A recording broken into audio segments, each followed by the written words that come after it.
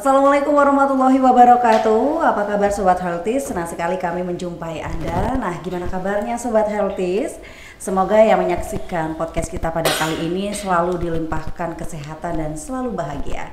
Ya, Sobat Healthies, kali ini kita akan ngobrol asik dan sehat dengan tema 5 pilar sanitasi total berbasis masyarakat atau STBM dan juga kesehatan lingkungan.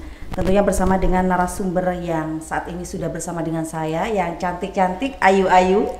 Ya, nah kita sapa terlebih dahulu narasumber pertama kita ada Ibu Ika Puspitasari. Halo Ibu Ika, apa kabar Ibu? Iya baik, selamat pagi. Assalamualaikum. Bu Ika ini dari PJ Program STBM pada Kesehatan Lingkungan Dinas Kesehatan Provinsi Jawa Timur. Iya betul. Selamat datang Ibu di Kabupaten Probolinggo. Terima kasih. Salam kenal ya Bu Ika ya. Yeah. Nah, narasumber kedua kita ada Ibu Wahyu Utami. Kalau beliau ini sudah langganan ya, sudah sering kita ajak podcast gitu. Kepala Bidang Kesehatan Masyarakat pada Dinas Kesehatan Kabupaten Probolinggo. Halo Ibu, selamat siang. Selamat pagi ya masih ya? Iya pagi. Semangat pagi juga ya buat kita semua. Baik ya. Baik, dua narasumber akan menemani saya pada hari ini, namun kita nampaknya akan berbincang terlebih dahulu bersama dengan Ibu Wahyu. Oke. Ya. Ibu Wahyu, kita mau ngobrol ODF ini Bu Wahyu kan. Mohon izin ya Ibu Ika silakan. ya sebentar. Jadi kalau kita ketahui bersama kan kalau tidak salah baru saja ini Kabupaten Probolinggo ini akhirnya dinyatakan sebagai Kabupaten Open Defecation Free atau ODF. Ini artinya seperti apa Bu? Apakah memang artinya berarti Kabupaten Probolinggo sudah bebas dari buang jamban sembarangan? Ya, bukan buang jamban sembarangan. Buang jamban ya. sembarangan.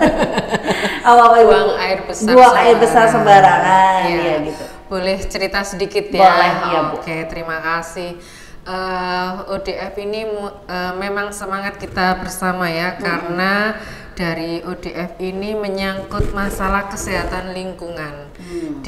Karena apa? Sebagian besar penyakit yang ada di masyarakat ini faktor terbesar adalah dari lingkungan. Kalau lingkungan ini sudah bersih, sehat, ya kita harapkan kesehatan masyarakat bisa meningkat karena bisa menurunkan penyakit-penyakit yang diakibatkan oleh lingkungan seperti itu. Apa sih ODF itu ya? ODF itu bagaimana masyarakat kita tidak lagi buang air besar sembarangan, baik itu ada yang di bantaran sungai atau tidak pada tempatnya seperti itu. Karena kita bersyukur ya, Kabupaten Probolinggo ini mempunyai aliran sungai yang itu harus kita jaga ya, kita jaga untuk ke depan, masa depan anak-anak kita, masa depan Kabupaten Probolinggo, di mana kalau sungai-sungai ini sudah dipelihara, dimanfaatkan sebagaimana fungsinya, jadi itu akan lebih baik lagi, bukan lagi menjadi tempat untuk buang air besar seperti itu. Jadi kita deklarasi kemarin memang perjalanan yang cukup panjang ya, perjalanan yang cukup panjang dari Kabupaten Probolinggo untuk mewujudkan ini juga bukan karena dinas kesehatan aja ya, tetapi ada kita beberapa semua sektor ya yang terlibat. Tidak mungkin kalau dinas kesehatan aja yang bekerja seperti itu. Artinya dengan deklarasi ini berarti kemudian apa yang berubah Bu? Atau perbedaannya di mana gitu? Perbedaannya sungguh ada perbedaan ya. Yang kemarin kita dari hasil kita kemarin sampai dipanggil sama Gubernur, Pak PJ Gubernur. Ya, waktu itu masih Pak PJ Gubernur. Maret. Ya, bulan Maret masih ada beberapa kabupaten kota ya. 8, masih ada 8. Masih ada 8 kabupaten kota yang masih belum ODF. Jadi itu semangat kita diingatkan kembali ya sama Pak PJ Gubernur bagaimana pentingnya ODF. Di situ kita kembali lagi mengadakan rapat koordinasi, baik itu dengan lintas sektor, terutama dengan teman-teman kecamatan dan desa. Bagaimana kita saling berkoordinasi merubah perilaku, karena tidak menutup kemungkinan masih ada beberapa istilahnya apa ya, helikopter atau apa istilahnya yang masih ada di Bantar. Kami nggak menutup informasi itu. Dari beberapa kita verifikasi ya, itu kita lakukan verifikasi ya Bu Ika, nanti mungkin saya bisa diluruskan kembali. Kita ada verifikasi setiap desa sebelum deklarasi ya. Deklarasi itu kan menyatakan pernyataan seperti itu ya. Itu tidak lagi membuang air besar sembarangan, itu kita bongkar. Bukan kita yang bongkar ya, maksudnya itu ada teman-teman dari desa mempunyai semangat, itu harus dibongkar dan kita berharap sudah tidak ada lagi. Apanya yang dibongkar ini? Itu maksud saya tadi yang di bantaran sungai itu loh. Nanti kalau tidak hanya deklarasi, karena sama Bu Ika ini dengan beberapa lintas sektor ya Bu Ika ya, itu turun ke kabupaten untuk melihat, menyatakan, memastikan bahwa memang kita layak deklarasi ODF. Tapi PR kita juga masih ada ya Bu Ika. Berarti kan dengan adanya deklarasi ini sebenarnya bukan akhir tapi awal ya Bu ya. Iya. Awal bagaimana ini memulai kita komitmen bersama-sama untuk ODF ini benar-benar dirasakan oleh masyarakat. Berarti apakah di sini juga ada sarana mungkin penyediaan jamban Bu agar masyarakat ini tidak buang air besar sembarangan? Iya, ini adalah program berkelanjutan ya. Saya bilang ODF ini bukan akhir, deklarasi ini bukan akhir, tetapi bagaimana kita awal tetap yang menjadi masukan dari tim verifikasi dari provinsi, yang dari beberapa tidak hanya dinas kesehatan ya, kita diverifikasi banyak OPD itu, kita menjadikan semangat kita tidak berhenti di situ, karena ini juga merubah perilaku dan juga menyediakan akses. Yang pertama, tidak hanya penyediaan jamban saja ya Bu Ika, tetapi juga ketersediaan airnya ya. Jangan sampai kita membangun jamban tapi nggak ada airnya seperti itu. Jadi semua bergerak bersama-sama dengan Perkim, teman-teman Perkim yang mungkin tusinya di penyediaan sarana infrastruktur. Kalau dinas kesehatan banyak di perubahan perilaku, pemicuan seperti itu. Berarti kan buang jamban sembarangan itu adalah perilaku yang sebenarnya itu kan sudah lama dilakukan dan tidak mudah merubahnya. Betul, Bu ya. Berarti harus sering-sering diingatkan. Iya. Adakah upaya edukasi yang dilakukan dinas kesehatan di sini mungkin Bu? Kalau upaya edukasi itu kita menjadi program rutin ya, bukan program rutin ya, istilahnya. Memang edukasi dan perubahan perilaku ini tidak bisa hanya sekali dua kali, karena kita juga ada anak-anak kita yang harus kita putuslah dengan perilaku yang, dan saya berharap hari gini masa kita masih buang air besar sembarangan seperti itu. Kalau kita lihat masalah finansial, saya bilang kalau turun ke lapangan lebih berkeren mana, punya jamban apa punya HP? Nah, saya bilang gitu. Iya, beli HP kuat ya Bu? Iya, beli HP kuat, tetapi harus berarti kalau membangun jamban infrastruktur seharusnya bisa. Kita harus bisa memberikan prioritas ya, prioritas untuk kebutuhan. Saya kira kalau sudah menjadi kebutuhan pasti bisa. Baik. Ya, dari Bu Wahyu kita ke Bu Ika. Jadi Bu Ika ini kan udah jauh-jauh dari Jawa Timur, jadi kalau nggak banyak diajak ngobrol kan juga kasihan ya Bu Wahyu ya, takutnya beliau ngantuk, dengerin kita ngobrol gitu. Bu Ika, 5 pilar STBM ya Ibu ya, sebenarnya bagi kami ini adalah hal yang ya salah satunya yang buang air besar sembarangan itu tadi kan yang dalam 5 pilar ini. Ini adalah salah satu hal yang mungkin menurut kami tidak umum, tapi ini seringkali mungkin diabaikan oleh masyarakat. Sebenarnya 5 pilar STBM ini apa aja gitu Bu Ika? Perlu diulas ini gitu. Oke, baik, terima kasih. Jadi sebenarnya kalau kita mendengar 5 pilar STBM ya, kalau kami memandangnya ini sebenarnya lebih ke cara atau upaya untuk membuat kita itu hidupnya lebih baik, lebih sehat dan lebih bermartabat. Ya. Sesuai dengan yang dianjurkan oleh pemerintah melalui Peraturan Menteri Kesehatan Nomor 3 Tahun 2014 tentang STBM, di mana kita diminta masing-masing keluarga, masing-masing rumah tangga, termasuk anggota yang ada di dalamnya, setiap individu itu minimal melakukan perubahan perilaku. Ada 5. Yang pertama, 1, kita diminta untuk stop untuk menghentikan praktek buang air besar sembarangan di tempat yang terbuka terutama. Di sawah, di ladang, pinggir sungai ya, di kebun. Masih ada ya Bu ya dulu ya? Dulu ya Bu. Nah, kemudian yang kedua, masing-masing anggota keluarga di rumah tangga itu menerapkan perilaku cuci tangan pakai sabun. Terutama di saat-saat penting. Ada beberapa saat-saat kritis ya kita harus cuci tangan, misalnya setelah buang air besar, kemudian sebelum makan, kemudian sebelum menyiapkan makanan, atau ibu-ibu sebelum mengolah makanan ya, sebelum masak itu harus cuci tangan pakai sabun terlebih dahulu itu ya. Kemudian yang ketiga, menerapkan pangan dan air minum yang aman di rumah tangga. Jadi makanan yang misalnya contoh ya, makanan yang sudah matang itu harus ditutup pakai tudung saji, kemudian peralatan makanan dan minumannya juga disimpan di tempat yang aman dan bersih ya, dari gangguan serangga, vektor dan lain sebagainya. Kemudian menggunakan air dari sumber air yang memenuhi syarat kesehatan, kemudian pewadahannya juga harus diperhatikan. Nah, yang keempat ini yang kayaknya hampir menjadi masalah kita bersama terkait dengan sampah.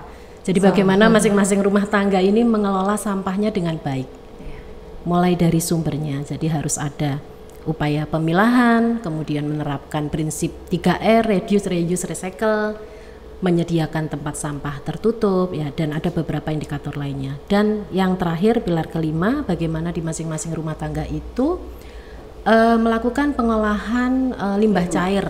Nggak tahu kalau di sini bahasanya apa, peceren gitu ya, yang dari kamar mandi, selokan ya. Kalau di Surabaya namanya peceren ya Bu, peceren gitu kan.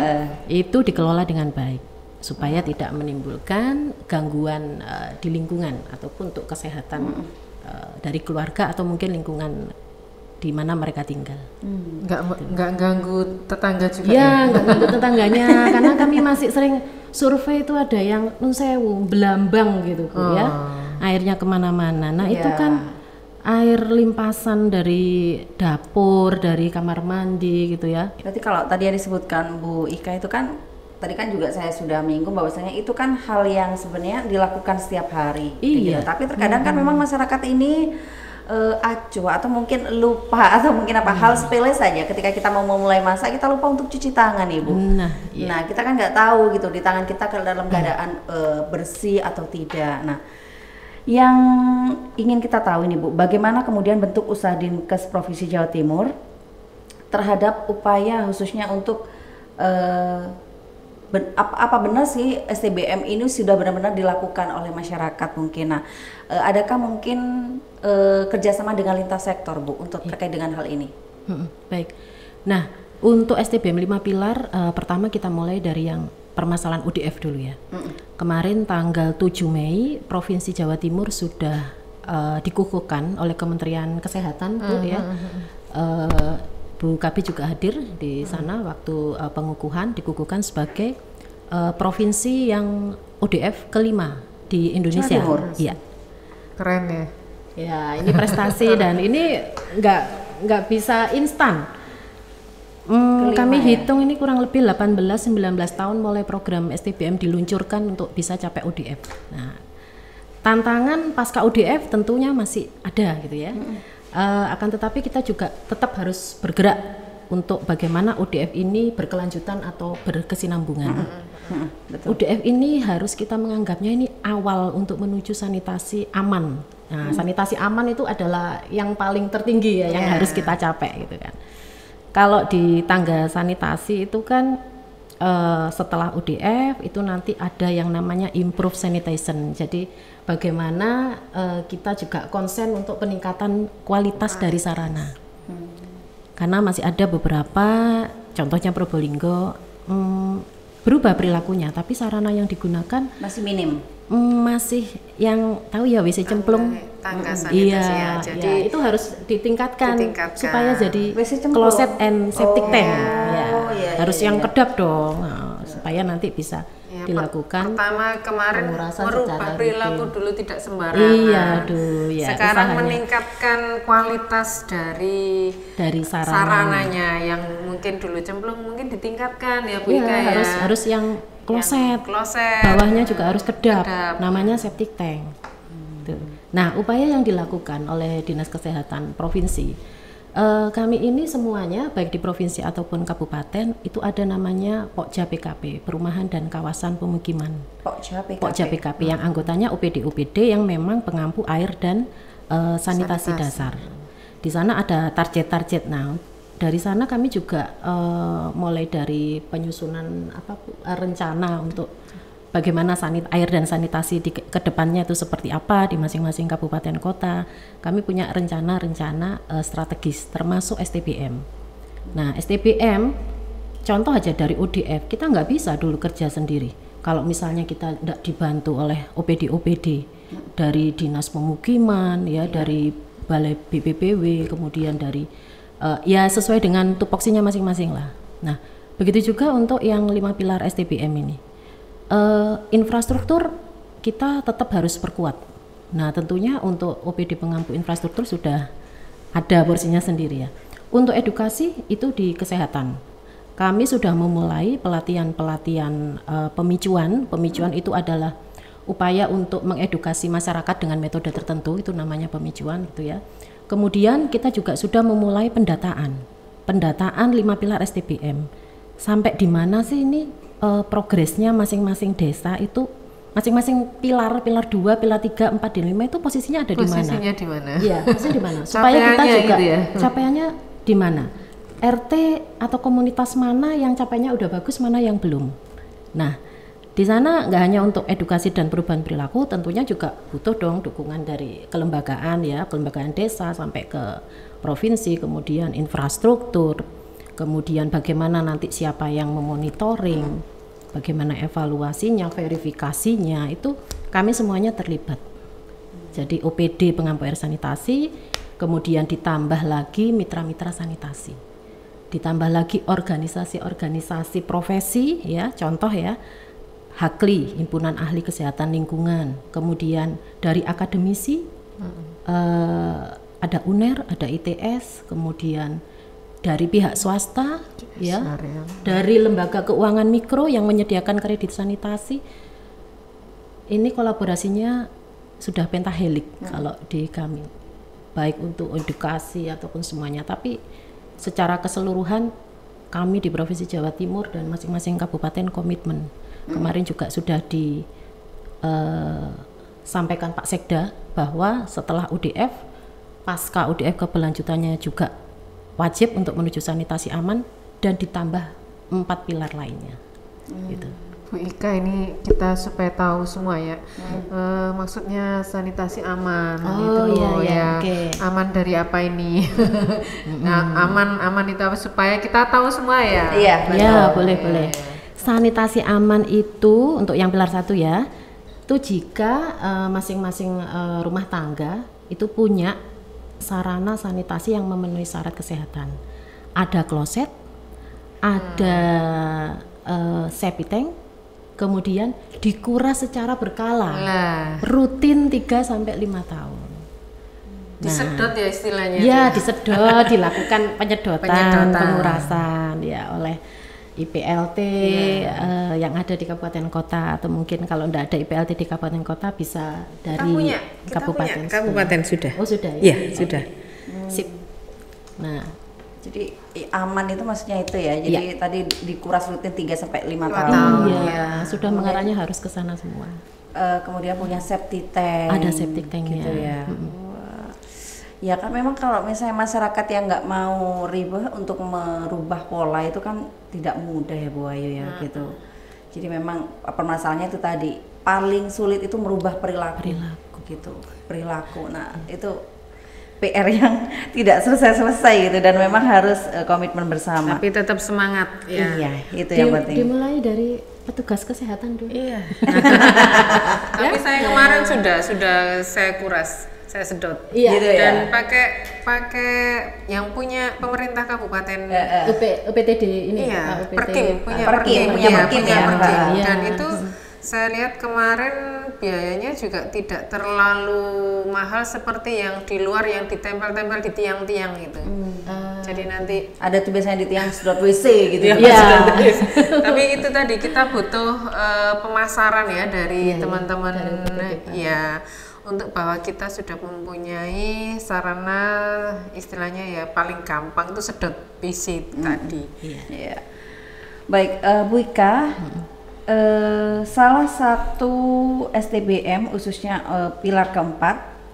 Nah, ini nampaknya PR yang berat, terutama ini ada di tingkat bawah, Bu, di kelurahan ataupun desa. Bagaimana mereka itu masih belum berubah perilakunya untuk membuang sampah. Nah, bagaimana kemudian upaya Dinas Kesehatan Provinsi Jawa Timur? Apakah mungkin ada kerjasama dengan lintas sektor, contohnya DLH, untuk bagaimana mengatasi sampah-sampah yang ada di masyarakat ini, Bu? Yang paling terkecil di tingkat kelurahan ataupun desa gitu, Bu. Ya, baik. Terima kasih Bu Amil. Jadi sebenarnya kalau kita lihat indikator untuk persampahan ya, terutama yang di STBM pilar keempat, dan kebetulan yang untuk RPJMN 2025-2029 juga masuk indikator pokok nih. Jadi jumlah KK yang melakukan pengolahan sampah di tingkat rumah tangga, khusus ada yang di RPJMN. Nah, apa yang dilakukan di tingkat desa? Sebenarnya Provinsi Jawa Timur tuh cukup punya banyak sekali contoh-contoh praktis ya bagaimana mengelola sampah di tingkat desa atau kelurahan. Tentunya hal ini tidak lepas dari kolaborasi antara Dinas Kesehatan, DLH dan lain sebagainya, termasuk infrastruktur ya untuk Dinas PU. Kita lihat dulu dari sebenarnya kita mulai dari di mana sampah itu berasal. Jadi mulai dari tahapan mulai sampah itu dihasilkan itu kan dari sumber. Masing-masing OPD atau pengampu ini sebenarnya lebih punya tanggung jawab sendiri-sendiri gitu. Pada saat sampah itu dihasilkan dari sumber dari rumah tangga gitu ya. Ada kewajiban di indikator kami itu ada 4. Jadi sektor kesehatan wajib mengedukasi masyarakat bagaimana masyarakat satu tidak membuang sampah secara sembarangan. Kemudian pada tempatnya. Pokoknya terlokalisir dulu. Gitu. Kemudian yang kedua, menyediakan tempat sampah yang memenuhi syarat, yang tertutup gitu ya, yang bagus. Nah, bukan yang bagus tapi yang memenuhi syarat kesehatan. Kemudian yang ketiga, tidak membuang sampah di sungai atau melakukan pembakaran. Yang keempat, menerapkan prinsip 3R di rumah tangga, reduce, reuse, recycle, dan memilah sampah. Saya tidak bisa membayangkan ya kalau dari sumbernya itu tidak terpilah ya. Karena tapi justru masyarakat itu malah riwahnya di sana, Bu. Orang kita udah selesai masak kok masih mau suruh Iya. buang aja gitu. Iya, kalau saya lihat di TPA ya istilahnya tuh masih di katakan di eker-eker. Iya, sama Iya, Jadi, ya kalau sayang saya kira- sekali ya kalau di sumbernya itu tidak langsung terpisah, itu menurut saya itu Resikonya penting lebih besar sekali ya, resikonya lebih besar ya. karena akhirnya jadi ikut basah semua gitu kan. Iya. Nah, jadi gini, kita mulai dulu aja. Mungkin memang sistem pengangkutan ataupun sistem pengolahan di desa mungkin belum ready ya. Tapi Ya, enggak apa-apa. itu memang Kita permasalahannya, biasakan, kita biasakan dulu aja karena untuk memisahkan ini kembali lagi misalnya ke saya ya, memisahkan butuh konsistensi juga, memisahkan itu.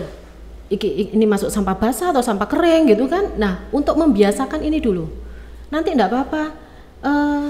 Ya sudah yang basah kita plastiki tapi tetap masuk jadi satu kan biasanya. Kalau misalnya di tempat saya sudah ada sistem pengangkutan tetap jadi satu, Bu.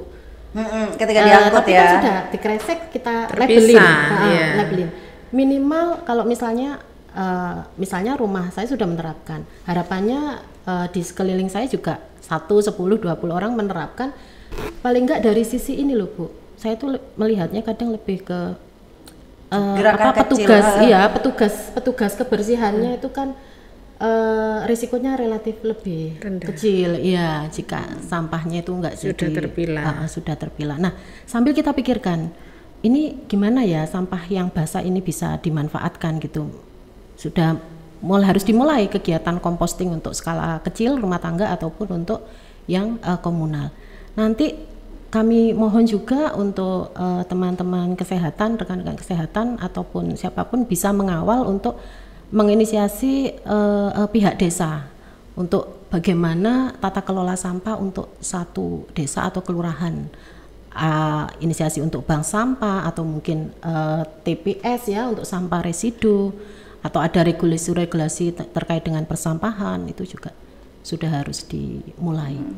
Jadi nggak mungkin di sini Dinas Kesehatan Provinsi Jawa Timur ini akan bekerja sendiri ya Bu ya. Jadi kita juga perlu juga saling berkolaborasi, mengharapkan kesadaran dari pemerintah desa juga, dari hal-hal kecil aja gitu ya Bu Ika ya. Minimal kita memilah sampah itu tadi seperti yang disampaikan Bu Ika itu tadi. Nah, kalau dari Bu Wahyu sendiri Bu, mungkin terkait dengan tadi pengelolaan sampah atau apa itu sering ya Bu ya, khususnya kalau ke masyarakat itu memang masih ditemui mungkin ya, atau mengedukasi masyarakat untuk hal ini? Iya, kami itu kalau ke masyarakat itu lebih supaya lebih banyak diterima itu kita berikan manfaatnya.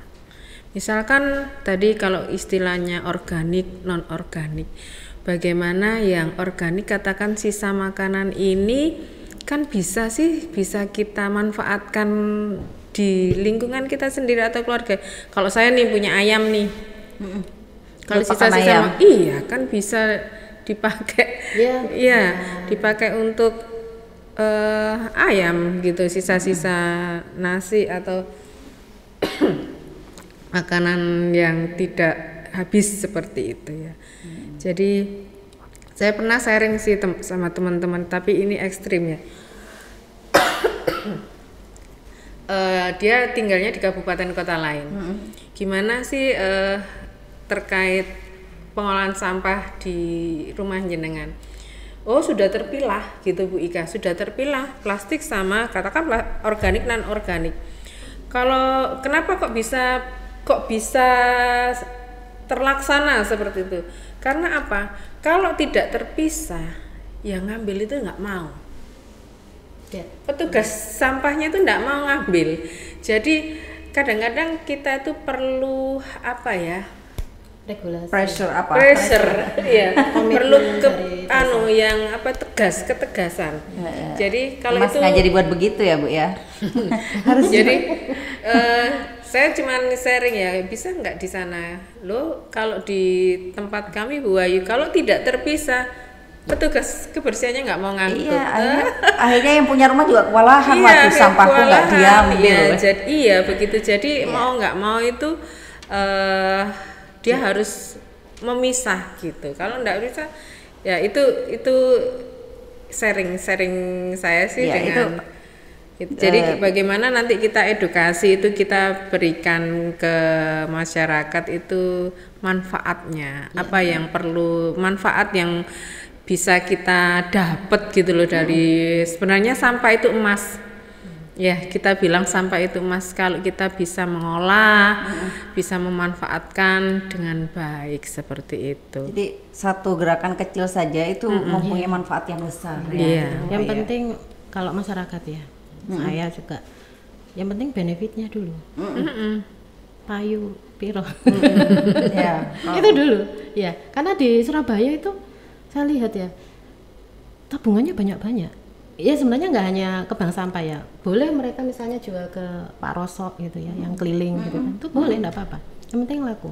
Itu kan sudah ada pengurangan sampai ada diperuntukkan tabungan emas loh. Ya macam-macam, bisa untuk bayar pajak kayak di Mojokerto. Kemudian itu program ya Bu? Iya ada program-program pemerintah. Jadi pendekatannya persuasif. Iya. Nggak apa-apa. Jadi bisa jadi tabungan emas. Ada juga yang ditukar alat-alat rumah tangga, ditukar bumbu dapur. Ada Bu, saya nemuin tukar berambang bawang, ada tukar wajan, tukar apa itu ya peralatan dapur, nabung. Nah kemudian salah satu pilar STBM ini kan limbah ya Bu ya, Bu Ika ya. Yang kelima. Yang kelima ya. Limbah cair ya.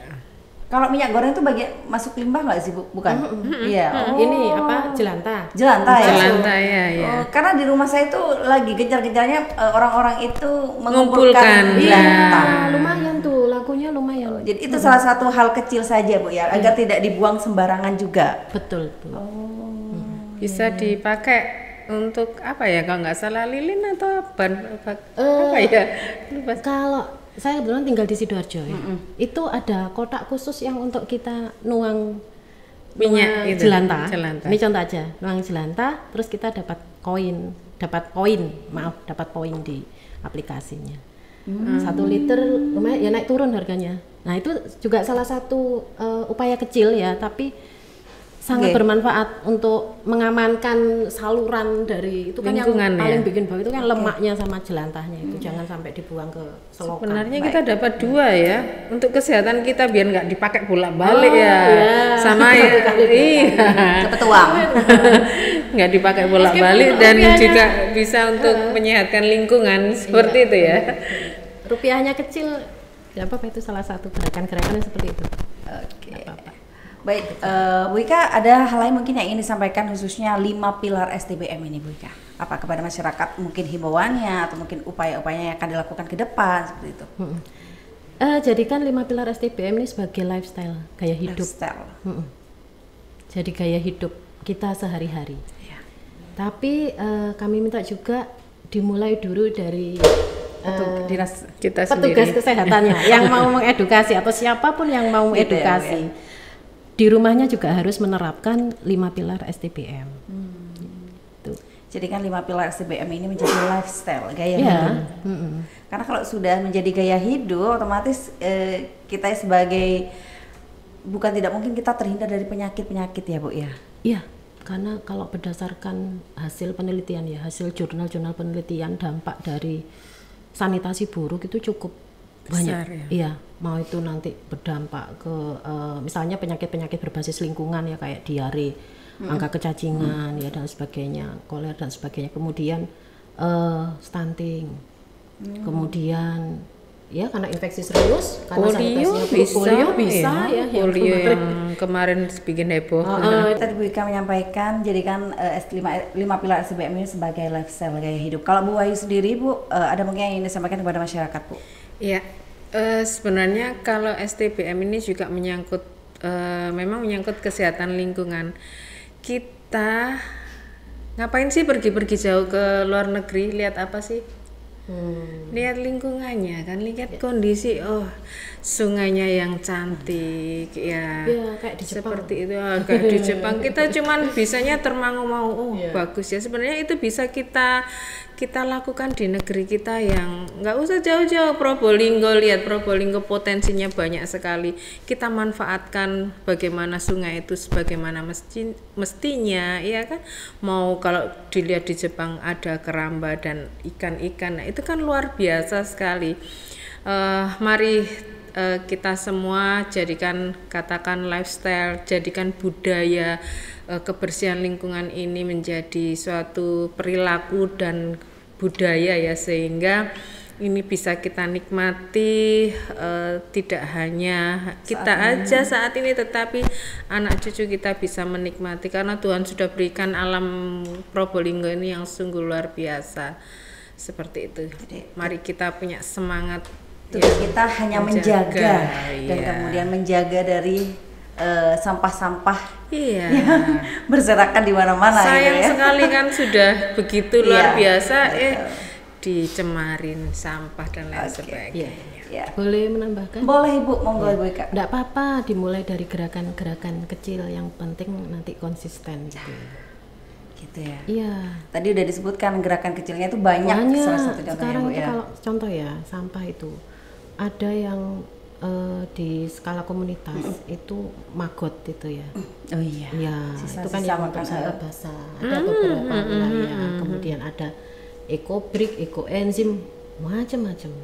Banyak sekali gerakan-gerakan di masyarakat yang ngumpulin jelantah jadi sabun atau mungkin ditukar lagi gitu jadi apa pintu tertentu gitu.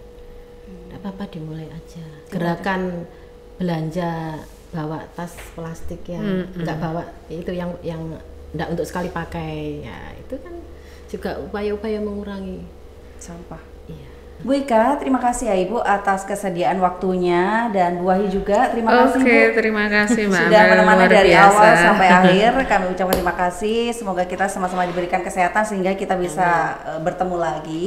Dan bukan tidak mungkin nanti ada podcast kedua bersama dengan Bu Ika ya Bu Wahyu ya. Insya Allah. Harus terus. Terus ya. Baik, ya Sobat Healthies, itu tadi podcast kita pada kali ini. Nah, kira-kira Sobat Healthies, tema kesehatan apa lagi ya yang akan kita bahas pada Ngobras kita pada edisi selanjutnya? Jangan lupa tetap saksikan Ngobras, ngobrol asik dan sehat, tentunya masih bersama Dinas Kesehatan Kabupaten Probolinggo.